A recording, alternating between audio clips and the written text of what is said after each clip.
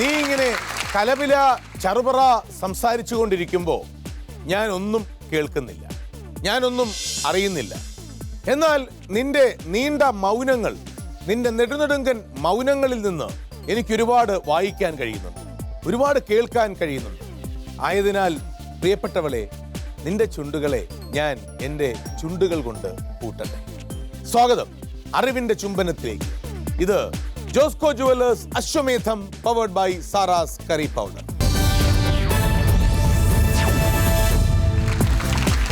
മത്സരാർത്ഥികളുടെ വഴികാട്ടി, noble guide, ആദരണീയനായ Shri V K Shriram, നമസ്കാരം.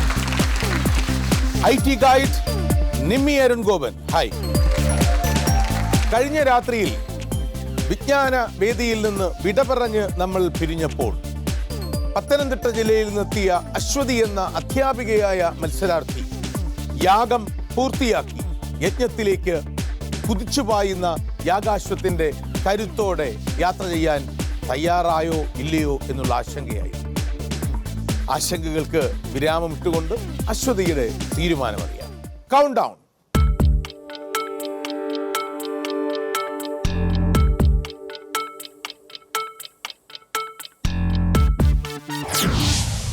Thumbs up, Ashwati walking.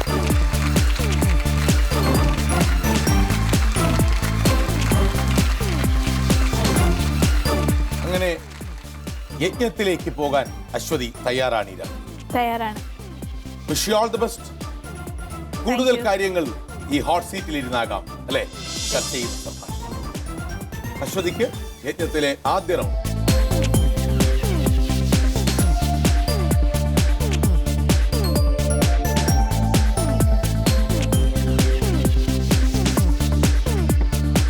വിപരീത സമസ്യയുടെ മഹേന്ദ്രജാലം. യജ്ഞം.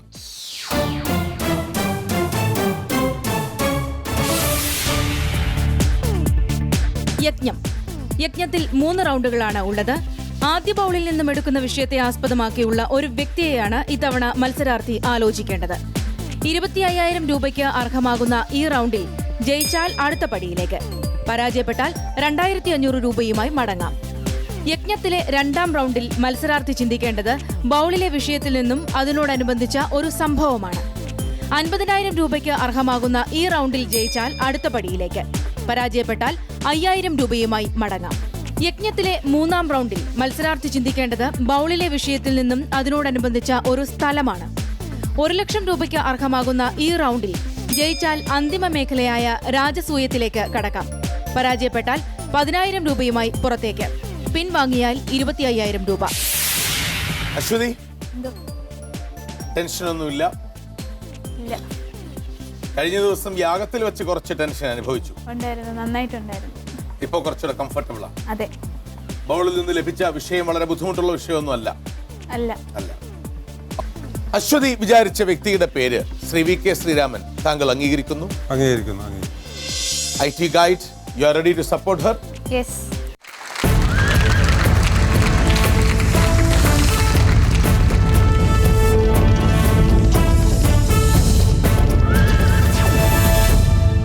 അശ്വതി, അതെ. തുടങ്ങാം.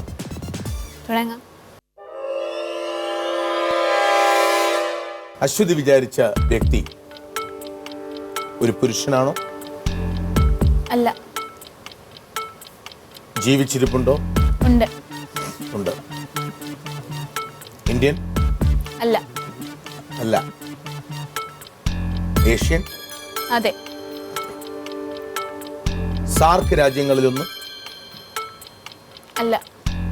അല്ല. 50 വയസ്സിന് മുകളിൽ പ്രായം? ഇല്ല.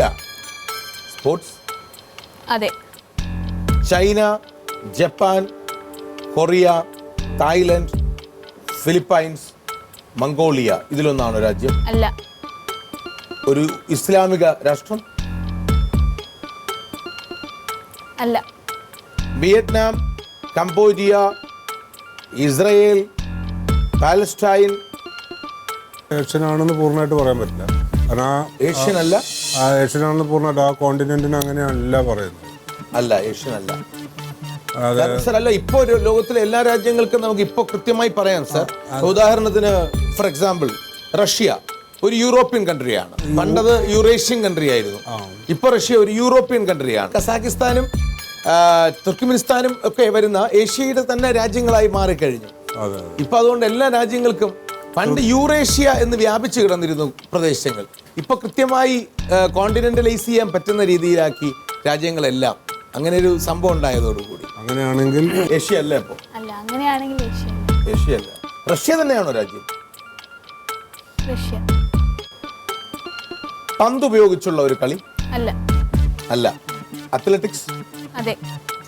അവർ വിരാജിച്ച അല്ലെങ്കിൽ അവർ വിരാജിക്കുന്ന ആ കായിക മേഖലയിൽ റഷ്യയിൽ നിന്ന് തന്നെ ഒരു ലോക പ്രശസ്ത പുരുഷ കായിക താരവും ഉണ്ടായിരുന്നു.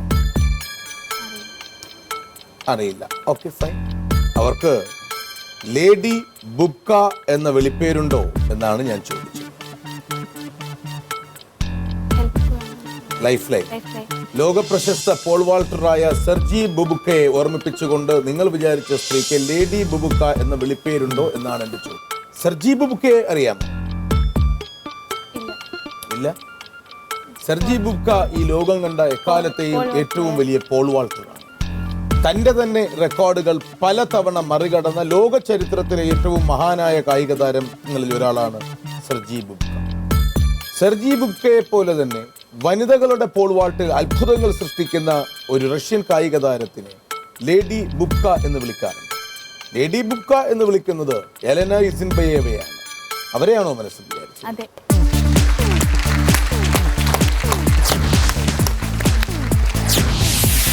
എലേന ഇസിൻബയേവ 1982 ജൂണിൽ റഷ്യയിൽ ജനിച്ച ലോക പ്രശസ്ത വനിതാ പോൾ വാൾട്ട് താരം.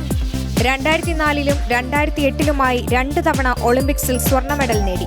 2005-ലും 2007-ലും 2013-ലുമായി 3 തവണ ലോക ചാമ്പ്യൻഷിപ്പ്. 2009-10 ലോക ചാമ്പ്യൻഷിപ്പ് മത്സരത്തിലെ മോശപ്പെട്ട പ്രകടനത്തിന് ശേഷം കായികരംഗത്ത് നിന്നും ഒരു നീണ്ട ഇടവേള. എന്തുകൊണ്ട് എലേന ഇസിൻബയേവയെ വിചാരിച്ചു എന്ന് ഞാൻ ചോദിക്കുമ്പോൾ അശ്വതിയിൽ നിന്ന് ഞാൻ പ്രതീക്ഷിക്കുന്ന ഉത്തരം മറ്റൊന്നാണ്.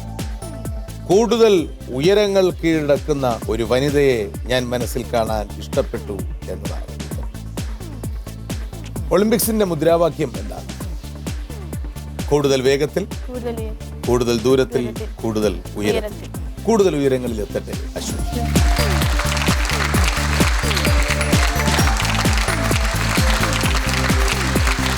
ഇത് ഞങ്ങളുടെ അശുഭഹാൽ മിർ റിയൽറ്റേഴ്സ് നൽകുന്ന രാഷ്ട്രമാണ്. സ്റ്റേസി ഡ്രാഗില എന്ന് കേട്ടിട്ടുണ്ടോ? ഇല്ല. പഠിക്കണം അവരെ കുറിച്ച്. എലേന ഇസിൻബയേവയ്ക്ക് പോൾ വാൾട്ടിന്റെ ചരിത്രത്തിൽ ഏറ്റവും കഠിനമായ വെല്ലുവിളികൾ സമ്മാനിച്ച മറ്റൊരു മികച്ച കായിക താരം ഒരു പോൾ വാൾട്ടർ ആണ് സ്റ്റേസി ഡ്രാഗില. എതിരാളിക്ക് കരുത്ത് കൂടുമ്പോഴല്ലേ മത്സരിക്കുമ്പോൾ കൂടുതൽ ഉയരങ്ങളിലേക്ക് എത്താൻ, കൂടുതൽ വേഗത്തിലെത്താൻ, കൂടുതൽ ദൂരത്തിലെത്താൻ നമ്മളും പ്രാപ്തരാവും. The last days of a contempt prisoner എന്ന വളരെ പ്രശസ്തമായ കഥയിൽ വിക്ടർ ഹ്യൂഗോ അവസാന നിമിഷങ്ങൾക്ക് വിധിക്കപ്പെട്ട ഒരു കുറ്റവാളിയുടെ അവസാന നിമിഷങ്ങളിലെ ഏകാന്തതയെക്കുറിച്ച് പറയും. ഏകാന്തതയുടെ ആ നിമിഷങ്ങളിൽ ഓർമ്മകൾ അയാൾക്ക് കൂട്ടായും, സഹായിയാവും, സഹോദരനാകും, സുഹൃത്താകും. ഓർമ്മകളുടെ വാതായനത്തിലേക്ക് Josco jewellers Ashwamedham powered by Sara's കറിപ്പ. അശ്വതി മനോഹരമായ മത്സര നിമിഷങ്ങൾ 2 ദിവസങ്ങളിലായി കാഴ്ചവെച്ചു. അശ്വതിക്ക് എല്ലാ ആശംസകളും നേരുന്നതോടൊപ്പം ഈ വേദിയിലേക്ക് അടുത്ത മത്സരാർത്ഥിയെ സ്വാഗതം ചെയ്യും. ആലപ്പുഴ ജില്ലയിൽ നിന്നെത്തുന്ന ശ്രീ ലോകമിത്ര. ഞാൻ ചേർത്തല താലൂക്കിൽ തണ്ണീർമുക്കമെന്ന പ്രസിദ്ധമായ ടൂറിസ്റ്റ് ഗ്രാമപ്രദേശത്ത് നിന്ന് വരികയാണ്. എറണാകുളം ഓഡീഷനിലാണ് ഞാൻ പങ്കെടുത്തത്. അശ്വമേധം പരിപാടിയിൽ പങ്കെടുക്കാൻ കഴിഞ്ഞതിൽ ഞാൻ വളരെ സംതൃപ്തനാണ്. എൻ്റെ പേര് ലോകമിത്രൻ എന്നാണ്. ഞാനൊരു പാരമ്പര്യ വൈദ്യനാണ്. അശ്വമേധം ആദ്യം തുടങ്ങിയ കാലം മുതൽ ഞാൻ എൻ്റെ പ്രേക്ഷകനായിരുന്നു. പുതിയ തലമുറയ്ക്ക് അറിവ് കൊടുക്കാൻ ഈ പരിപാടി വളരെ ഉപയുക്തമായ ഒന്നാണ്. Sir please walk in.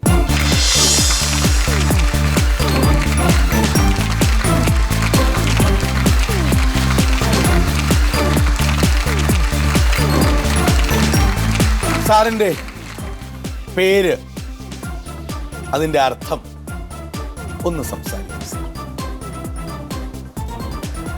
ഈ പേര്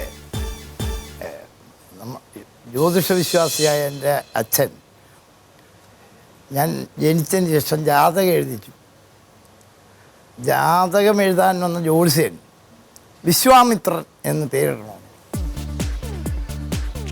അപ്പം അതൊരു ഒന്ന് മലയാളീകരിച്ച് അച്ഛൻ ലോകമിത്രൻ എന്നാണ്. അത് മലയാളീകരിച്ചത് കൊണ്ടാണോ അതോ മകന് വിശ്വാമിത്രൻ ഉണ്ടായിരുന്ന ഒരു ചെറിയ പ്രശ്നം ഈ മേനകയൊക്കെ കാണുമ്പോൾ ഉണ്ടാകുന്ന പ്രശ്നം ഉണ്ടാകും എന്ന് ധരിച്ചിട്ടാണോ എന്ന് അറിഞ്ഞുകൂടാ. അതുകൊണ്ടാണോ എന്ന് അറിഞ്ഞുകൂടാ. ഞാനിത് ഊഹിക്കുന്നതാണ്. അച്ഛൻ ഇതിനെപ്പറ്റി എന്നോട് പറഞ്ഞിട്ടില്ല.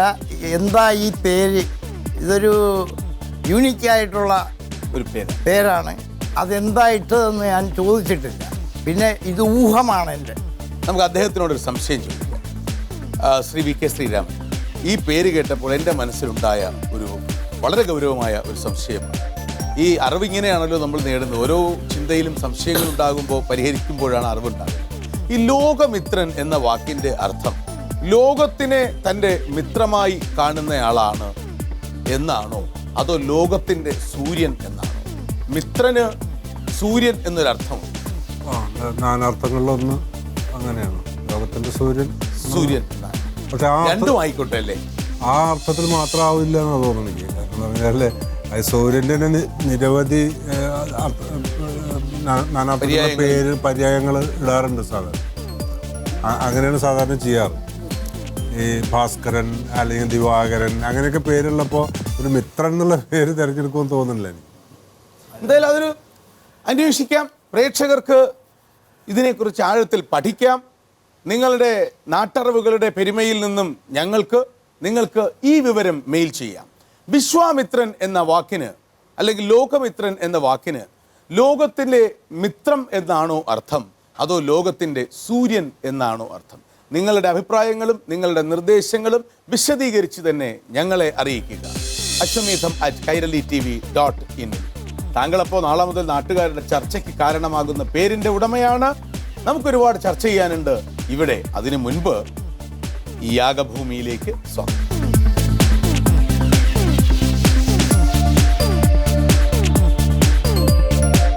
മിത്രങ്ങളെ മനസ്സിലോർമ്മിച്ച് സാക്ഷാൽ മിത്രന്റെ തേജസ്സിനെ സ്മരിച്ച് വന്നിച്ച് യാഗം.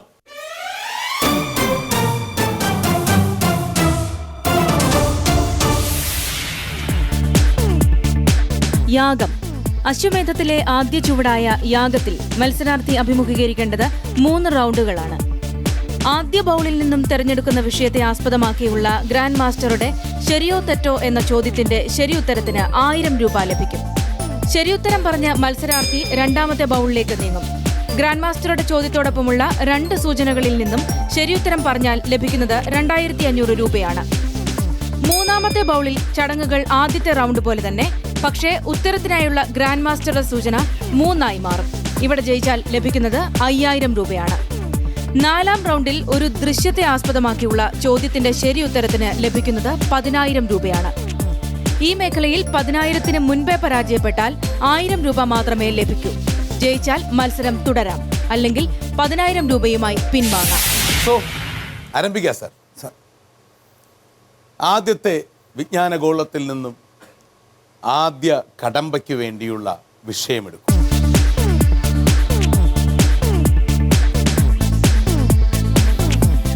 വായിച്ചോളൂ.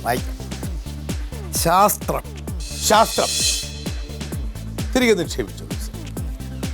ശാസ്ത്രം എന്ന വിഷയവുമായി, ഒരു വലിയ വിഷയവും ആ വിഷയവുമായി ബന്ധപ്പെട്ട് ഞാൻ പറയുന്ന വളരെ ലളിതമായ ഒരു വാചകം ശരിയോ തെറ്റോ എന്ന് മാത്രം അങ്ങ് പറഞ്ഞാൽ.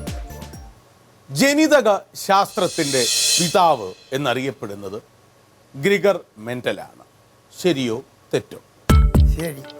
ശരി. ശ്രീ ലോകമിത്രൻ പറയുന്നു, ഞാൻ പറഞ്ഞ വാചകം ശരിയാണ്. അങ്ങയുടെ ആ നിഗമനം 100% ശരിയാണ്. മിർ റിയൽറ്റേഴ്സിന്റെ 1000 രൂപയുടെ ക്യാഷ് അവാർഡ് താങ്കൾക്കിപ്പോൾ സ്വന്തം. കടമ്പ 2 മിർ റിയൽറ്റേഴ്സ് നൽകുന്ന 2500 രൂപ വിലയുള്ള ചോദ്യം. വിഷയം താങ്കൾക്ക്.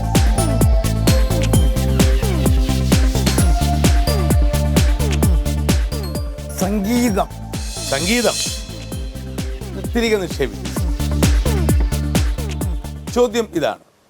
AR റഹ്മാൻ അറിയാമല്ലോ സാർ. AR റഹ്മാൻ ഭാരതത്തിന് ഓസ്കാറിന്റെ അഭിമാന തിളക്കം സമ്മാനിച്ച AR റഹ്മാന്റെ വളരെ പ്രശസ്തമായ ഒട്ടകത്തെ കെട്ടിക്കോ എന്നൊരു പാട്ടുണ്ട്. കർണാടക സംഗീതത്തിലെ ബൃഹത്തായ ഒരു രാഗത്തിലാണ് ആ പാട്ട് ചിട്ടപ്പെടുത്തിയിരിക്കുന്നത്. ഏതാണ് ആ രാഗം എന്നാണ് എൻ്റെ ചോദ്യം. ഞാൻ 2 ഉത്തരങ്ങൾ നൽകാം. ആ 2 ഉത്തരങ്ങളിൽ നിന്ന് താങ്കൾ ശരി ഉത്തരം കണ്ടെത്തിയാൽ. ധർമാവതി, പന്തുവരാളി. ധർമാവതി. തീർച്ചയായും ശരിയായ ഉത്തരമാണ്. ₹1,2500 from Mir realtors. Congratulations. AR റഹ്മാന്റെ ഒട്ടകത്തെ കെട്ടിക്കോ എന്ന ഗാനം ഒരുപാട് പേർ ആടിപ്പാടി ഉല്ലസിക്കുന്ന, രസിക്കുന്ന, ആധുനിക ഭാവങ്ങൾ സമ്മാനിക്കുന്ന ഒരു ഗാനമാണ്. പക്ഷെ അത് ചിട്ടപ്പെടുത്തിയിരിക്കുന്നത് കർണാടക സംഗീതത്തിലെ വളരെ ദുഷ്കരമായ രീതിയിൽ ചിട്ടപ്പെടുത്താൻ കഴിയുന്ന ധർമാവതി എന്ന രാഗത്തിലാണ് അദ്ദേഹം അത് ചെയ്തിരിക്കുന്നത്. ശ്രീ VK ശ്രീരാമൻ, അപ്പൊ പുതുമയുടെ ഏത് രൂപത്തിലും ഒരു പഴമയുടെ സ്പർശനമുണ്ടാകും. ശരിയല്ലേ? ശരിയാണ്, വളരെ ശരിയാണ്. അത് പഴമാന്ന് പറഞ്ഞൂടാ, മിക്കവാറും അടിസ്ഥാനപരമായിട്ട് രാഗങ്ങളൊക്കെ ഉണ്ടാവുമല്ലോ. അതിന്റെ മുകളിലാണ് ഏത് പുതിയ സംഗീതം ഉണ്ടാവാൻ പറ്റുള്ളൂ. പഴമ എന്നുള്ള വാക്കിന് പകരം തനിമ എന്നുള്ള വാക്കായിരിക്കും ചേരുക, അല്ലേ? അതെ, ഇതിന്റെയൊക്കെ ഒരു ബേസ് ഉണ്ട്. താങ്കൾക്ക് മൂന്നാമത്തെ കടമ്പയിലേക്ക്.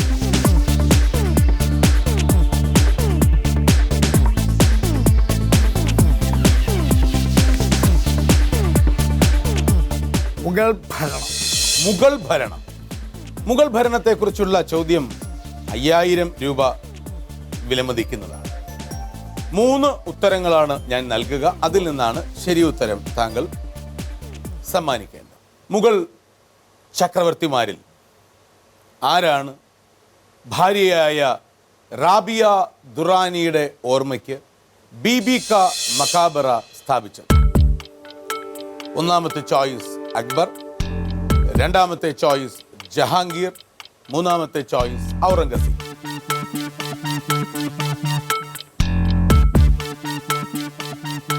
ഔറംഗസീബ്. ഔറംഗസീബ്. Beautiful answer. ശരിയായ ഉത്തരം.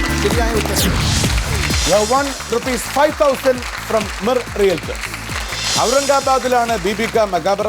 ഇത് ഡ്യൂപ്ലിക്കേറ്റ് ഓഫ് താജ്മഹൽ എന്നറിയപ്പെടുന്നു. ഔറംഗസീബിന്റെ അച്ഛനായിരുന്ന ഷാജഹാൻ തന്റെ ഭാര്യയായ മുംതാസിന്റെ ഓർമ്മയ്ക്ക് ആഗ്രയിൽ താജ്മഹൽ നിർമ്മിച്ചപ്പോൾ മകനായ ഔറംഗസീബ് ഭാര്യ റാബിയ ദുറാനിയുടെ ഓർമ്മയ്ക്ക് ഔറംഗാബാദിൽ ബീബി കാ മക്കാബറ നിർമ്മിച്ചു. മനോഹരമായ ഉത്തരം. 10000 രൂപയ്ക്ക് വേണ്ടി യാഗത്തിലെ അവസാനത്തെ കടമ്പ. ഒരു ദൃശ്യ പ്രശ്നം.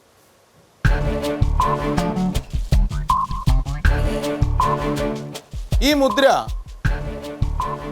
1973 ജനിച്ച 41 വയസ്സ് പ്രായമുള്ള, പൊക്കമൽപ്പം കുറവാണെങ്കിലും ലോകത്തിൽ പലയിടങ്ങളിലും പലതും കീഴടക്കിയ ഒരു കായിക താരത്തിന് നൽകി ആദരിച്ചു.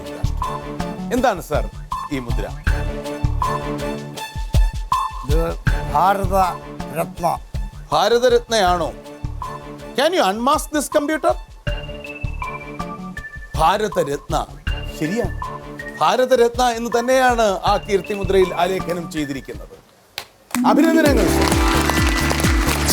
മിർ റിയൽറ്റേഴ്സിന്റെ 10000 രൂപ താങ്കൾക്ക് സമ്മാനം. ശ്രീ ലോകമിത്രൻ, ഭാരതരത്നത്തിന്റെ ചിത്രം കണ്ടപ്പോൾ തന്നെ ഇത് ഭാരത ഗവൺമെന്റ് നൽകുന്ന ഒരു പുരസ്കാരമാണ് എന്ന് പറഞ്ഞു. അതിന് തൊട്ട് മുൻപ് ബീബി കാ മക്കാബറ സൃഷ്ടിച്ചതാരാണ് എന്ന ചോദ്യത്തിനും കൃത്യമായി അദ്ദേഹം ഉത്തരം പറയുകയുണ്ടായി. വളരെ മികച്ച ഒരു മത്സരാർത്ഥിയാണ് ശ്രീ ലോകമിത്രൻ. കാരണം അദ്ദേഹത്തിനോടൊപ്പം അനുഭവങ്ങളുടെ ജ്ഞാനവും കൂട്ടിനുണ്ട്. അദ്ദേഹം യാഗത്തിൽ നിന്ന് 10000 രൂപയുമായി പിൻവാങ്ങുകയാണോ അതോ യജ്ഞവേദിയിലേക്ക് മത്സര ചൂടിലേക്ക് കടന്നു വരികയാണോ? തീരുമാനം സാഹസികമാണോ പ്രായോഗികമാണോ? കാത്തിരുന്ന് കാണാം. ശ്രീ വി കെ ശ്രീരാമൻ, താങ്കളുടെ പ്രഡിക്ഷൻ എന്താണ്? അദ്ദേഹത്തിൻ്റെ ഒരു ഇച്ഛാശക്തിക്കുള്ള ആളാണെന്നാണ് എനിക്ക് തോന്നുന്നത്. അതുകൊണ്ട് തുടരാനുള്ള സാധ്യതയാണ് ഞാൻ കാണുന്നത്. അല്ലെങ്കിൽ അത് വലിയ ദൗർഭാഗ്യകരമായിരിക്കും. ശരി, നമുക്ക് നോക്കാം. Count down.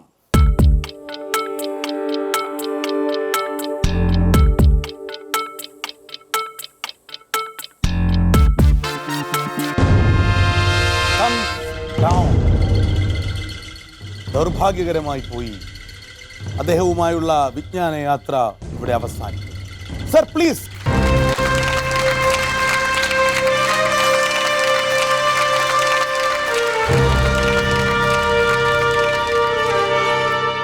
എന്തുകൊണ്ടാണ് അങ്ങ് താൽക്കാലികമായ ഒരു വിടവാങ്ങൽ തീരുമാനിച്ചത്? ഈ മത്സരത്തിൽ പങ്കെടുക്കാനായിട്ടുള്ള ഒരു ശരിയായ പഠനമോ തയ്യാറെടുപ്പോ ഇല്ലായിരുന്നു. പിന്നെ അങ്ങയുടെ അത്യപൂർവ പ്രതിഭാശാലി ഞാൻ കണ്ടിട്ടുള്ളൊരു വെച്ച് ആയിരിക്കുന്ന അങ്ങയുടെ ഈ രണ്ടാം വരവ് ഈ പരിപാടിയിലൊന്ന് പങ്കെടുത്തിട്ട് ആശംസ അർപ്പിച്ചിട്ട് പോവുക എന്നുള്ള ഉദ്ദേശത്തിലാണ് വന്നത്. ശരി സാർ, അങ്ങേ പോലുള്ളവരുടെ ആശംസകളും അനുഗ്രഹങ്ങളും ഉണ്ടാകണം ഈ വിജ്ഞാന യാത്രയ്ക്ക്. ശ്രീ വി കെ ശ്രീരാമൻ, താങ്കളുടെ നിഗമനം തെറ്റിപ്പോയി. ദൗർഭാഗ്യകരമായി പോയി. അല്ല, ദൗർഭാഗ്യകരമാണെങ്കിലും എനിക്ക് തോന്നുന്നു ഇപ്പോൾ മാത്രമായിരിക്കും ശ്രീ ലോകമിത്രൻ ഈ തീരുമാനമെടുക്കുന്നത്. മറ്റൊരിക്കൽ കുറച്ചുകൂടി തയ്യാറെടുപ്പുകളോടുകൂടി വരും, വീണ്ടും തീർച്ചയായും. I will try my best. Mimi please.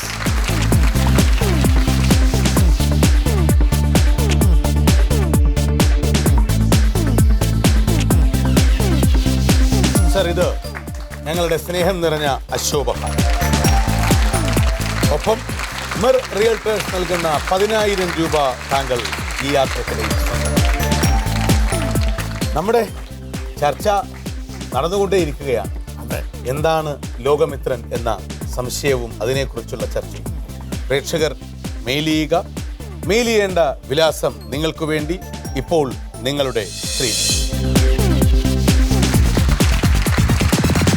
വടക്കൻനാഥന്റെയും തേക്കിൻകാടിന്റെയും നാട്ടിൽ കേരളത്തിന്റെ സാംസ്കാരിക തലസ്ഥാനമായ തൃശൂർ ജില്ലയിൽ നിന്നും അടുത്ത മത്സരാർത്ഥി ജിസ ജോസ്.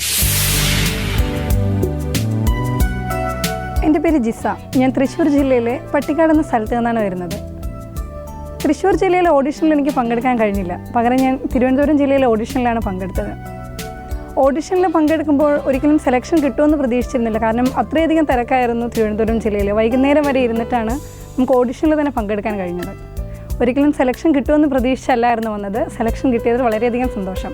ഒരു ജയപരാജയം എന്നതിനേക്കാൾ ഉപരി വരും തലമുറയ്ക്ക് അല്ലെങ്കിൽ കേരളത്തിൽ ഇന്നത്തെ യുവാക്കൾക്കും യുവതികൾക്കും സാറ് കൊടുക്കുന്ന ഒരു പ്രചോദനം, അത് തന്നെയാണ് ഈ അശ്വമേധം പ്രോഗ്രാമിൻ്റെ ഏറ്റവും വലിയ വിജയമായിട്ട് ഞാൻ കണക്കാക്കുന്നത്.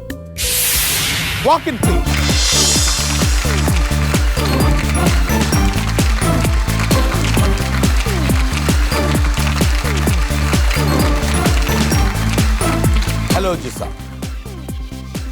തൃശ്ശൂർ ജില്ല സ്വദേശം, കോട്ടയം പ്രസ് ക്ലബിൽ ജേർണലിസം പഠിക്കുന്നു, പത്രപ്രവർത്തകയാകാൻ ആഗ്രഹിക്കുന്നു അല്ലേ? പത്രപ്രവർത്തകയൊന്നുമില്ല, ദൃശ്യമാധ്യമമാണ് ആകാം അല്ലേ? മാധ്യമ പ്രവർത്തനമാണ് ലക്ഷ്യം. പറയൂ, എന്തൊക്കെയുണ്ട് വിശേഷം? നല്ല വിശേഷം. അശ്വമേധത്തിന്റെ ആദ്യ പതിപ്പ് കണ്ടിട്ടുണ്ടോ? കണ്ടിട്ടുണ്ട്. തീരെ കുട്ടിയായിരുന്നു അന്ന്, ഹൈസ്കൂളിൽ പഠിക്കുക. ഈ ജേർണലിസത്തിലേക്ക് പഠനം വഴിതിരിച്ചു വിടുന്നതിന് മുൻപ് എന്താണ് പഠിച്ചത്? ഞാൻ ഡിഗ്രി ചെയ്തു. ഏതായിരുന്നു? Counselling psychology. ശേഷം ഞാൻ ഒരു ഡിപ്ലോമ ചെയ്തിരുന്നു, മെൻ്റൽ റിട്ടാർഡേഷൻ, സ്പെഷ്യൽ എഡ്യൂക്കേഷൻ്റെ. അങ്ങനെ ഞാൻ 3 വർഷം ചെങ്ങന്നൂർ BRCയിൽ റിസോഴ്സ് ടീച്ചറായിട്ട് വർക്ക് ചെയ്തിരുന്നു, ഡിസേബിൾ സ്റ്റുഡൻസിൻ്റെ. പിന്നീട് റിസൈൻ ചെയ്തു. ഒപ്പം PG ചെയ്യുന്നു ഇഗ്നോയിൽ. എന്നോടൊപ്പം വെരി ഗുഡ്. ഇവിടെ വരണം, നമുക്ക് വളരെ ഗൗരവമുള്ള 1-2 കാര്യങ്ങൾ ഡിസ്കസ് ചെയ്യാനും, 1-2 മനഃശാസ്ത്ര പ്രശ്നങ്ങൾ. അതിനു മുൻപ് യാഗഭൂമി.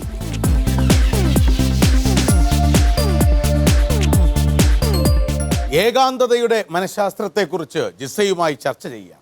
ഇപ്പോൾ യാഗം.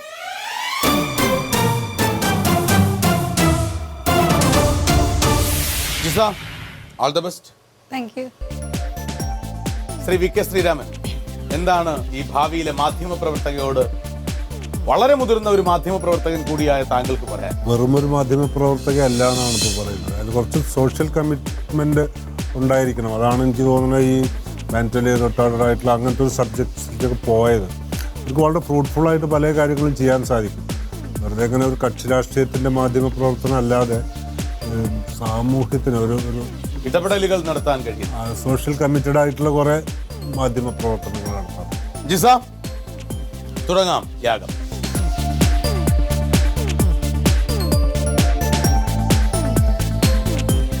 എന്താണ് വിഷയം? ചെസ്. ചെസ്. നോക്കട്ടെ. ചതുരംഗം. ചെസ്. തിരിച്ചിട്ടു. ഞാൻ പറയുന്ന വാചകം ശരിയോ തെറ്റോ എന്ന് മാത്രം പറഞ്ഞാൽ ആദ്യത്തെ കടമ്പ കഴിയും. ചെസ് ബോർഡ് കണ്ടിട്ടുണ്ടോ? ചെസ് ബോർഡ് കണ്ടിട്ടുണ്ട്. ഒരു ചെസ് ബോർഡിൽ ഉള്ള സമചതുരങ്ങളുടെ എണ്ണം 204 ആണ്. ശരിയോ തെറ്റോ?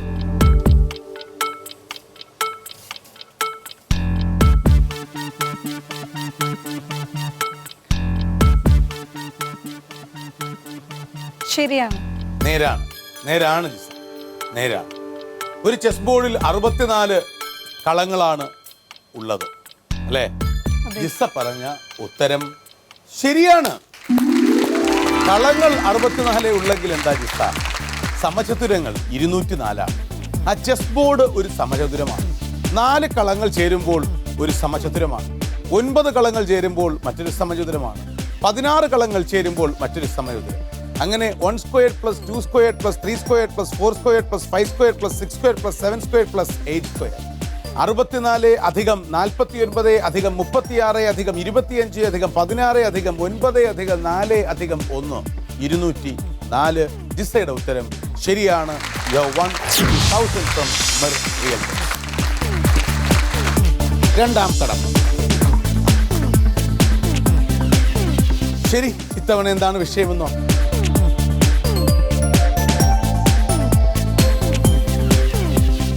നോക്കൂ. മൃഗങ്ങൾ. ശരി, റെഡി? ഈ മൃഗം എന്താ? കുതിര. ശരി. എൻ്റെ ചോദ്യം ഇതാണ്: ഏത് മൃഗമാണ് അറേബ്യൻ ഗ്ലോറി എന്ന് വിശേഷിപ്പിക്കപ്പെടുന്നത്? 2 ഉത്തരങ്ങൾ നൽകാം. ഉത്തരം 1 സിംഹം, ഉത്തരം 2 കുതിര.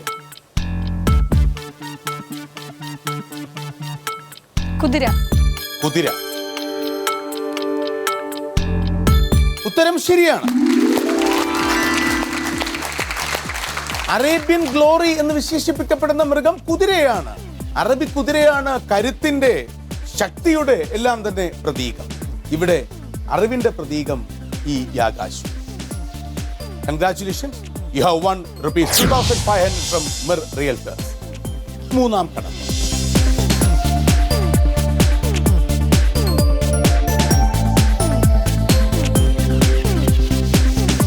എന്താണ് ഇക്കുറി ലഭിച്ചത്?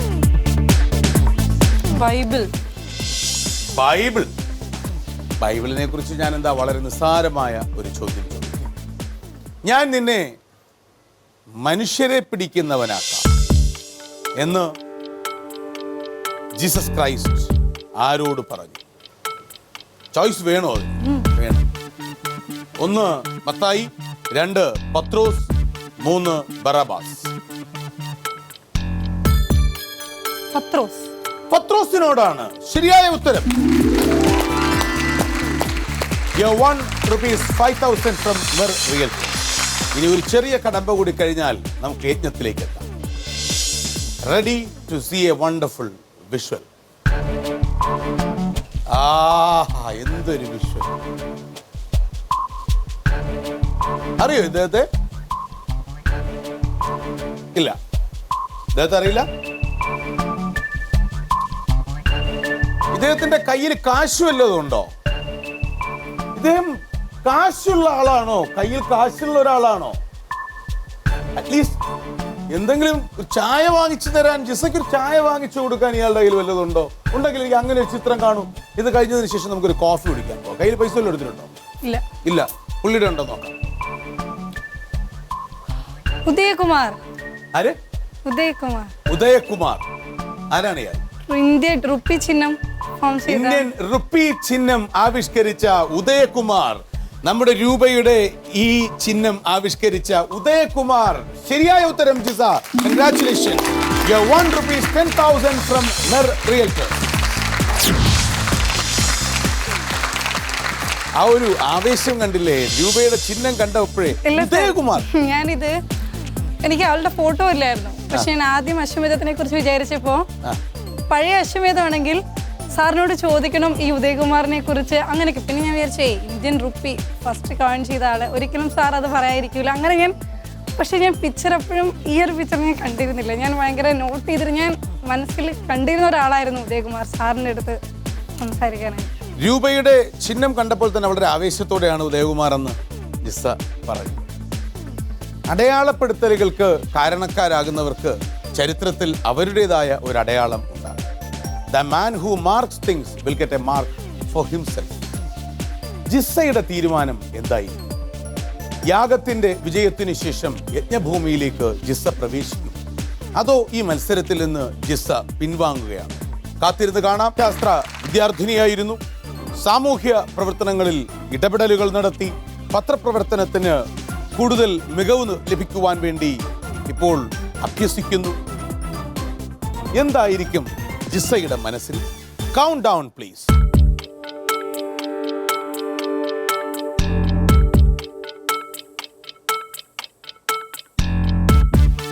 Thumbs up. Jisa, please walk in.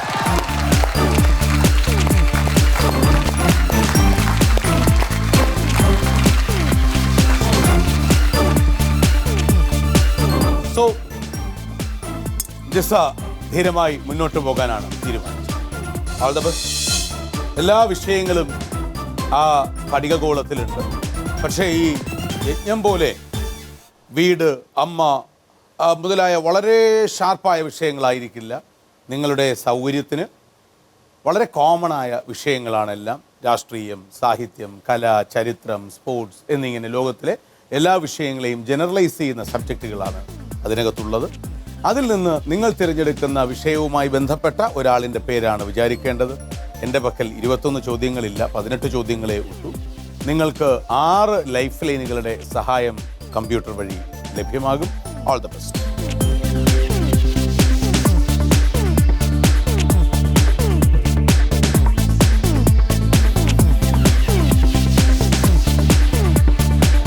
എന്നോട് പറയരുത് വിഷയം എന്താണെന്ന്. ദുഷ്കരമാണോ വിഷയം? വിഷയം പ്രയാസമാണെങ്കിൽ ജിസയുടെ മുന്നിൽ ഒരു ഓപ്ഷനുണ്ട്. ജിസയ്ക്ക് വേണമെങ്കിൽ അത് തിരികെ നിക്ഷേപിച്ചിട്ട് മറ്റൊന്നെടുക്കാം. പക്ഷേ അങ്ങനെ ചെയ്യുന്നത് വഴി എനിക്ക് 2 ബോണസ് ചോദ്യങ്ങൾ ലഭിക്കും. 18 ചോദ്യങ്ങൾക്ക് പകരം 20 ചോദ്യങ്ങൾ എനിക്ക് ലഭിക്കും. ഒരുപക്ഷെ ഇനി എടുക്കാൻ പോകുന്നത് ഇതിനേക്കാൾ പ്രയാസമുള്ള വിഷയമാണെങ്കിലോ അല്ലേ? വളരെ യുക്തിപരമായ ഒരു തീരുമാനമാണ് ഇപ്പോൾ എടുക്കുന്നത്.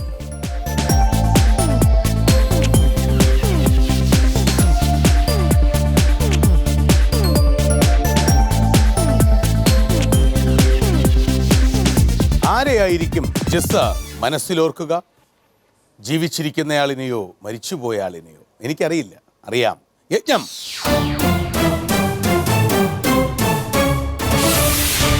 Jisa, wish you all the best. Shri VK Shriram, Jisa വിചാരിച്ച വ്യക്തിയുടെ പേര് നോബൽ ഗൈഡായ താങ്കൾ അംഗീകരിക്കുന്നു? അംഗീകരിക്കുന്നു. ആ വ്യക്തിയെക്കുറിച്ച് ജിസയ്ക്ക് ആവശ്യമുള്ള ഇൻഫർമേഷൻ നൽകാൻ കമ്പ്യൂട്ടർ തയ്യാറാണോ നിമ്മി? കമ്പ്യൂട്ടർ തയ്യാറാണ്. തയ്യാറാണ്.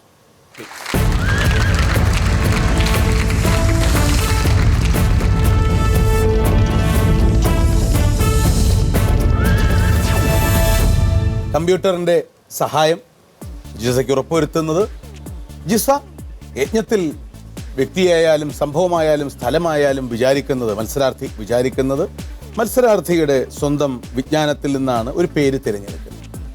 ആ വ്യക്തിയെക്കുറിച്ച് ഞാൻ ചോദിക്കുന്ന ചോദ്യങ്ങൾക്ക് ചിലപ്പോൾ വർഷങ്ങളുടെയും മറ്റും കൃത്യമായ വിവരം ഓർമ്മയിൽ ഉണ്ടാകണം എന്നില്ല. അതൊരു അയോഗ്യതയാകരുത് എന്നുള്ളത് കൊണ്ട് 6 തവണ വരെ, 18 ചോദ്യങ്ങളിൽ 6 തവണ വരെ, പിന്നീട് 7 തവണ, പിന്നെ 8 തവണ വരെ കമ്പ്യൂട്ടറിൻ്റെ സഹായം ഉത്തരം പറയാൻ തേടാം. ദാറ്റ് മീൻസ് ഞാൻ ചോദിക്കുമ്പോൾ ജിസയ്ക്ക് സംശയമുണ്ടെങ്കിൽ ജിസയ്ക്ക് ലൈഫ് ലൈൻ ചോദിക്കാം. Wish you all the best. Thank you. കുതിരയാണ് യാഗത്തിൽ രക്ഷിച്ചത് അല്ലേ? അതെ.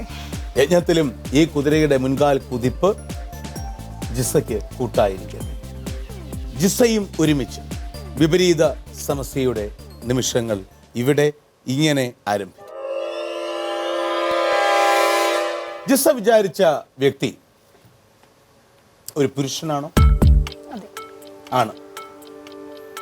ജീവിച്ചിരിപ്പുണ്ടോ? ഇല്ല. ഇല്ല. സാധാരണഗതിയിലാണോ മരിച്ചത്? ലൈഫ് ലൈൻ വേണോ? മരണത്തെക്കുറിച്ച് സംശയമുണ്ട്. Was it A natural death? Natural. അപ്പോൾ 3 വാസ് എ ലൈഫ് ലൈൻ. കുഴപ്പമില്ല. ഇനിയും ഉണ്ട്. എത്ര life line? 5 life line. Indian അല്ല. 1950 ശേഷം മരണം? അല്ല. അല്ല. 1900 ശേഷം മരണം? അതെ. ഏഷ്യൻ?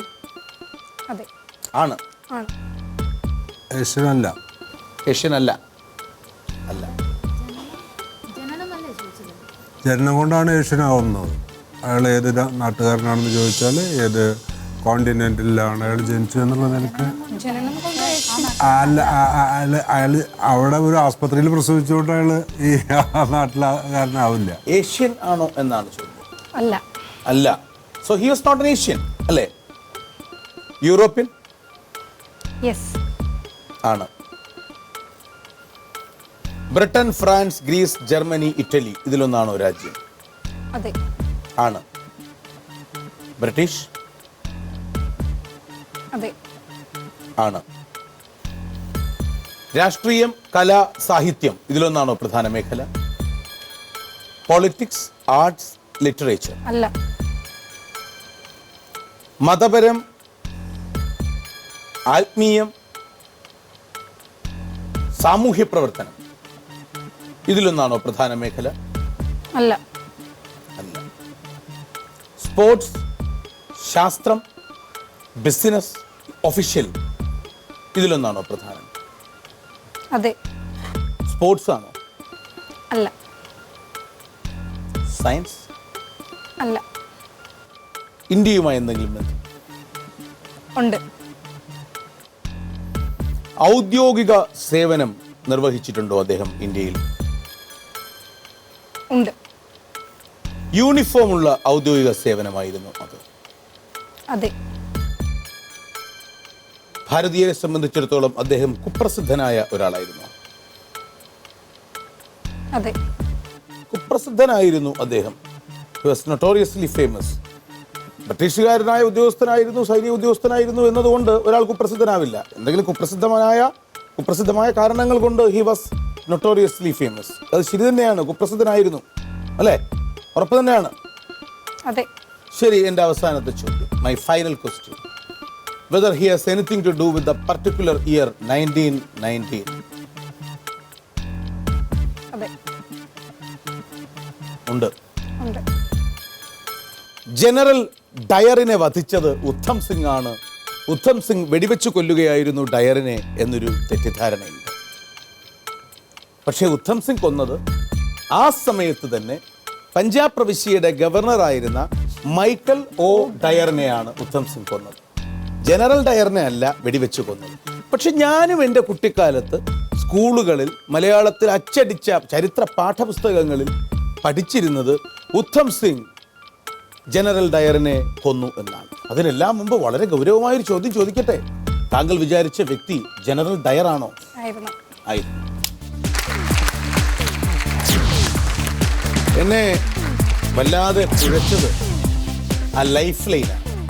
കാരണം ഉദ്ധം സിംഗ് എന്ന മനുഷ്യൻ 1940കളുടെ ആരംഭത്തിൽ ലണ്ടനിൽ എത്തുകയും അവിടെ ജീവിക്കുകയും അവിടെ വച്ച് റാം മുഹമ്മദ് സിംഗ് ആസാദ് എന്ന ഔദ്യോഗികമായി പേരുമാറ്റുകയും ചെയ്ത് ജനറൽ ഡയറിനെ കൊല്ലുകയും ജനറൽ ഡയറിനെ കൊന്നുകഴിഞ്ഞതിന് ശേഷം ബ്രിട്ടീഷ് കോടതി പരിശോധിച്ചപ്പോൾ പേര് മാറ്റി ഇയാളുടെ പഴയ പേര് ഉദ്ധം സിംഗ് ആയിരുന്നു എന്ന് കാണുകയും എന്തുകൊണ്ട് നിങ്ങൾ പേരുമാറ്റി എന്ന് ചോദിച്ചപ്പോൾ എൻ്റെ രാജ്യത്തിന് 1919 ജാലിയൻ വാലാബാഗിലേറ്റ അപമാനത്തിന്റെ മുറിവിന്റെ നീറ്റൽ മാറ്റാൻ ഞാൻ ഏറ്റെടുത്ത മിഷനാണിത്.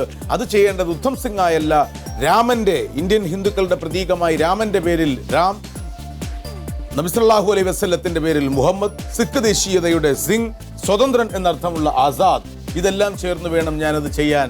അതുകൊണ്ട് ഞാൻ പേരുമാറ്റി ഉദ്ധം സിംഗ് ഡയറിനെ കൊന്നു എന്നാണ് നമ്മളെല്ലാം പഠിച്ചത്. പക്ഷെ ഉദ്ധം സിംഗ് കൊന്നത് ജനറൽ ഡയറിനെ അല്ല. ജനറൽ ഡയർ ജാലിയൻ വാലാബാഗ് കൂട്ടക്കൊല നടത്തുന്ന കാലഘട്ടത്തിലെ ആ പ്രവിശ്യയുടെ ഗവർണറായിരുന്ന മൈക്കൽ ഒഡയറിനെയാണ് ഉദ്ധം സിംഗ് കൊന്നത്. Colonel Reginald Edward Harry Dyer. General Dyer 1919 അമൃത്സറിൽ വെച്ചു നടന്ന അതിദാരുണമായ ജാലിയൻ വാലാബാഗ് കൂട്ടക്കൊലയ്ക്ക് കാരണക്കാരനായ ബ്രിട്ടീഷ് ബ്രിഗേഡിയർ ജനറൽ. ഇതിനെ തുടർന്ന് ഡയറിനെ ഉദ്യോഗത്തിൽ നിന്ന് പുറത്താക്കിയെങ്കിലും അന്നത്തെ ബ്രിട്ടീഷ് രാജ്യവുമായി ബന്ധപ്പെട്ട ബ്രിട്ടീഷുകാർ ഡയറിനെ ഒരു ഹീറോയായാണ് കണ്ടത്. നിമി പ്ലീസ്.